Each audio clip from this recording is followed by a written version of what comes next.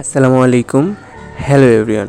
আজ থেকে প্রায় ২ বছর আগে যে স্কিল আপনাকে সবার থেকে এগিয়ে রেখেছিল, সেই স্কিলই আজ আপনার পিছিয়ে পড়ার প্রধান কারণ।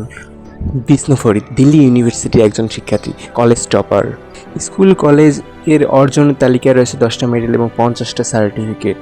কয়েকদিন আগে সোশ্যাল মিডিয়াতে ভাইরাল হয়েছে তার একটি পোস্ট। এত মেডেল এবং সার্টিফিকেট ফলেও তিনি কোনো ইন্টার্নশিপের সুযোগ পাচ্ছিলেন না।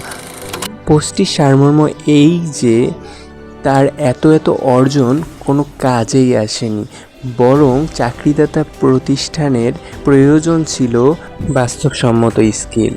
একাডেমিক পড়াশোনা এবং বাস্তবতা ফারাকটা এক সমুদ্র সমান। দুটো যেন ভিন্ন কথা, বইয়ের থিওরি এবং কাজের বাস্তবসম্মত অভিজ্ঞতা। ভালো করে পড়ো, ভালো করে নম্বর আনো, সফলতা নিশ্চিত করো, এই যেন বর্তমান সমাজের ব্যবস্থা। বর্তমান বাবা মা যেন এই মন্ত্রই শেখাচ্ছে তাদের সন্তানদের, কিন্তু বলে থাকা ভালো বর্তমানে শুধু পড়াশুনো নয়, পড়াশুনোর পাশাপাশি আমাদের সফল হতে গেলে অন্যান্য রাস্তাগুলো খুঁজে নিতে হবে। জিপিএ 5 কিংবা হাইসিসি দিয়ে বর্তমান সফলতার কথা চিন্তা করা যায় না, কেননা বর্তমান শিক্ষার্থীর সংখ্যা বাড়ছে সাফল্যের হারও।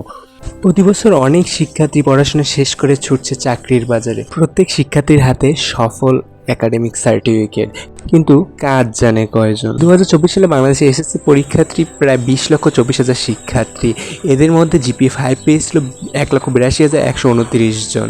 ঠিক 15 বছর আগে 2010 সালে এসএসসি পরীক্ষার্থীর সংখ্যা ছিল প্রায় 12 লক্ষ, এবং যার মধ্যে জিপিএ 5 পেয়েছিল 76,749 জনের।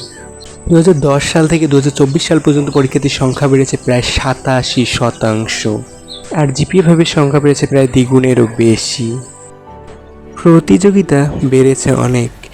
বাংলাদেশ পরিসংখ্যান ব্যুরোর সর্বশেষ তথ্য অনুযায়ী বেকার মানুষের সংখ্যা দাঁড়িয়েছে 26,60,000।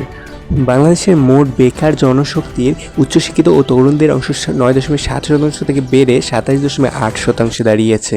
স্কুল কলেজ জিপিএ 5 বেড়েছে, তবে সব জায়গায় কেন এত অবনতি?